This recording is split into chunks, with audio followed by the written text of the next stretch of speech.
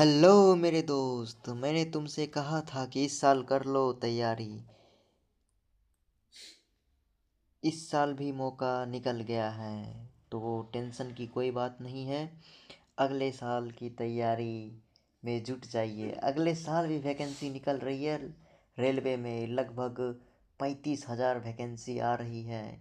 उसके लिए आप तैयार रहे बिल्कुल। जो मैं करा रहा हूँ उसको अच्छी तरह से आप लोग कर ले, और इससे ज़्यादा कुछ करने की ज़रूरी नहीं है। एक बार किसी सर से थ्योरी पढ़ ले, उसके बाद क्वेश्चन की प्रैक्टिस यहाँ पे कर लीजिए आप लोग।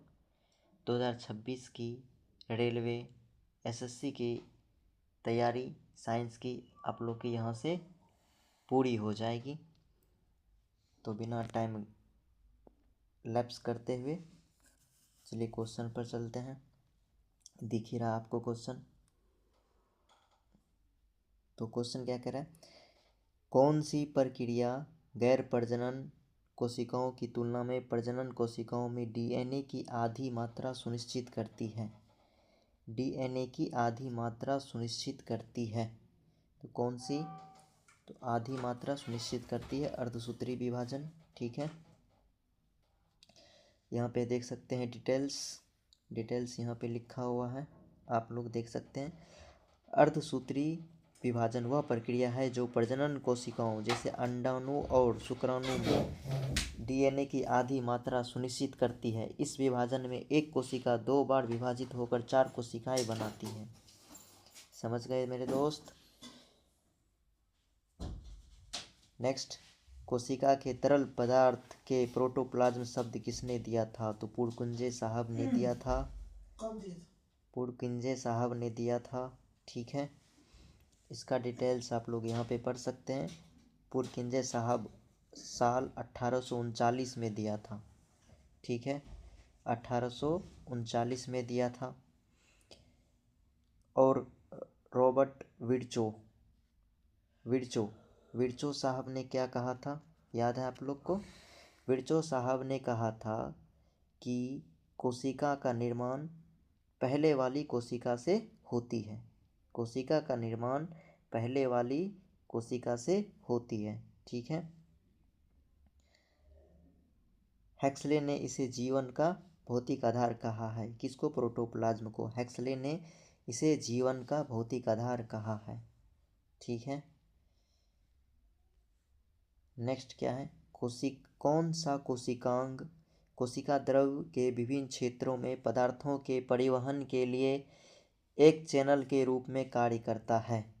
एक चैनल के रूप में कार्य करता है। पदार्थों के परिवहन के लिए एक चैनल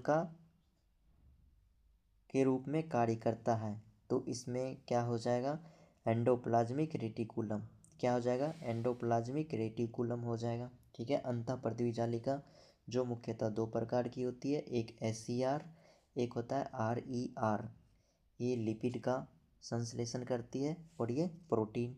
ठीक है, यहाँ पे डिटेल्स दिया हुआ है, आप लोग डिटेल्स पढ़ें और इसे समझें। कोशिका द्रव में विभिन्न क्षेत्रों में पदार्थों के परिवहन के लिए एक चैनल के रूप में कार्य करता है। अंतःपृथ्वी जालिका जंतु एवं पादप कोशिकाओं के कोशिका द्रव में अत्यंत सूक्ष्म शाखित झिल्लीदार और नियमित नलिकाओं का घना जाल होता है। यह लाइपोप्रोटीन की बनी होती है, ये महत्वपूर्ण चीज़ है, और कोशिकाओं के समांतर नलिकाओं के रूप में फैले। 1 मिनट आप लोग रुक सकते हैं। ठीक है,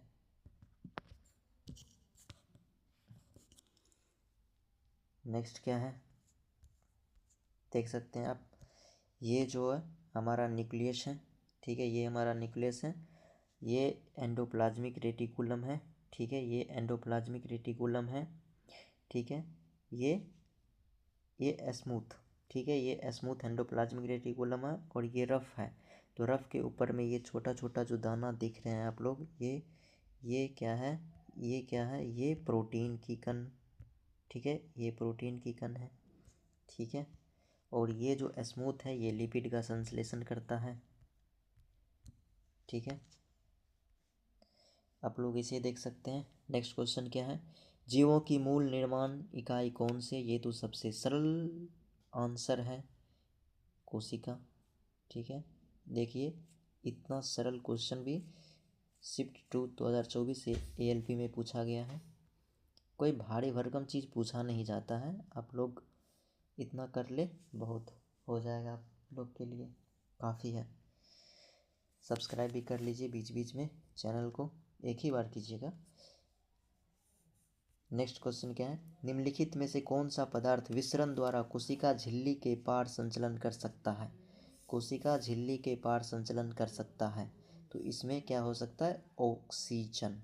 ठीक है, इसमें देख सकते हैं आप, ऑक्सीजन होगा।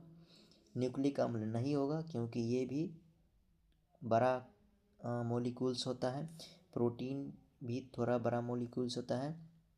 ठीक है, इसीलिए कोशिका झिल्ली के आर पार संचलन नहीं करेगा। करेगा तो क्या करेगा? ऑक्सीजन।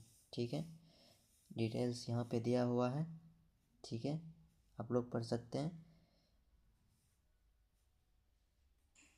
नेक्स्ट क्या है? एक संतति कोशिका डॉटर सेल में गुणसूत्रों की संख्या किस प्रकार द्वारा आधी हो जाती है? तो अर्धसूत्री विभाजन द्वारा।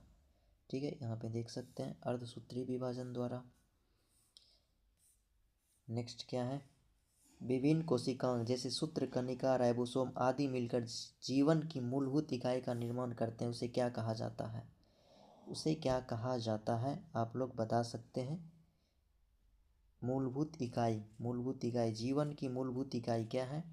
तो कोशिका है, सीधा बात।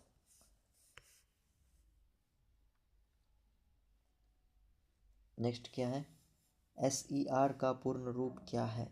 स्मूथ एंडोप्लाज्मिक रेटिकुलम, ये हो जाएगा स्मूथ एंडोप्लाज्मिक रेटिकुलम। ठीक है, ये हो जाएगा। नेक्स्ट क्या है? देख सकते हैं आप, ये हमारा यूकैरियोटिक सेल है। यूकैरियोटिक सेल जो मानव, पादप, ठीक है, इसमें पाया जाता है। बैक्टीरिया को छोड़ के बाकी बात सब में पाया जाता है। शैवाल, ठीक है, सब में पाया जाता है। यहाँ पे साइटोप्लाज्म, ये साइटोप्लाज्म है जो कोशिका द्रव है। ये एंडोप्लाज्मिक रेटिकुलम, ये रफ है। ठीक है, रफ एंडोप्लाज्मिक जिसपे प्रोटीन की कण रहती है। ये माइटोकॉन्ड्रिया जिसको पावर हाउस कहा जाता है, ऊर्जागृह। ये गोल्जी अपैरेटस हैं, ये गोल्जी अपैरेटस हैं जो पैकेजिंग के लिए काम करती है और परिवहन के लिए काम करती है, गोल्जी अपैरेटस। ठीक है, सेल मेम्ब्रेन, जो कोशिका झिल्ली होती है, आप लोग ये बताइए कि ये सेल मेम्ब्रेन पारगम्य होती है या अर्धपारगम्य होती है? सेल मेम्ब्रेन पारगम्य होती है या अर्धपारगम्य होती है? ये स्मूथ एंडोप्लाज्मिक रेटिकुलम ये क्या करती है? ये लिपिड की संश्लेषण करती है। ठीक है, और ये प्रोटीन की। ठीक है, याद रखिए। और यूकैरियोटिक भी यहाँ पे दिया हुआ है। यूकैरियोटिक ये बैक्टीरिया में पाया जाता है। ठीक है, ये बैक्टीरिया में पाया जाता है। इसमें झिल्ली जो होती है वो अनुपस्थित होती है, इसके कोशिकांग में झिल्ली नहीं होती है। ठीक है, ये प्रोकैरियोटिक सेल है, ये सिर्फ बैक्टीरिया में पाई जाती है। साइनोबैक्टीरिया, बैक्टीरिया से रिलेटेड जो भी हो। ये इसकी पूंछ है जिसको फ्लैजिला बोलते हैं। ठीक है, ये तैरने के लिए, इसको चलने के लिए ये सहायता करती है इसमें।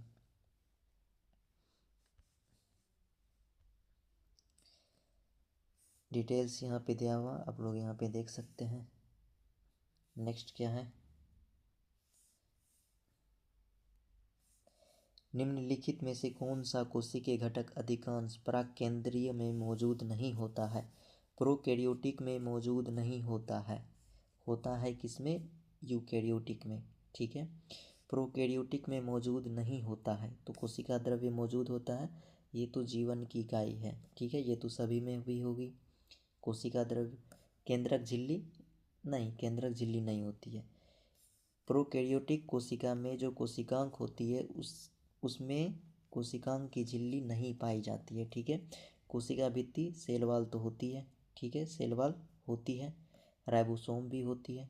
ठीक है, ये ग्रुप डी 2022 की क्वेश्चन है, शिफ्ट सेकेंड में पूछी गई है। यहाँ पे डिटेल्स दिया हुआ है। प्रोकैरियोटिक कोशिकाएं आद्य कोशिकाएं होती हैं। इनमें झिल्ली युक्त कोशिकांग नहीं पाए जाते हैं। इसमें केंद्रक झिल्ली की अनुपस्थिति के कारण केंद्रक में पाए जाने वाले ठोस पदार्थ प्रोटीन, डीएनए एवं आरएनए कोशिका द्रव के सीधे संपर्क में रहते हैं। इसमें पतली कोशिका भित्ति O70S राइबोसोम का प्रकार होता है। ठीक है। इसमें प्रोकैरियोटिक में केंद्रक नहीं होता है, केंद्रिका होती है। ठीक है। प्रोकैरियोटिक राइबोसोम की उप इकाई संरचना क्या होती है? प्रोकैरियोटिक में 70S होती है। ठीक है। अगर उप इकाई यानी सब यूनिट पूछी जाए, सब यूनिट पूछी जाए तो इसमें क्या हो जाएगी? 50 और 30 80 हो जाएगी। ठीक है। 50 और 30 80, 50 और 30 होता है। प्रोकैरियोटिक में 70S राइबोसोम होता है जो 50 और 30 उप इकाइयों से बना होता है। ठीक है। बस यहीं तक मेरा सफ़र आज आपके साथ है। अब इसको हम ख़त्म करते हैं। आप लोग को अगर अच्छा लगे तो वीडियो को शेयर करें, लाइक करें। Thank you.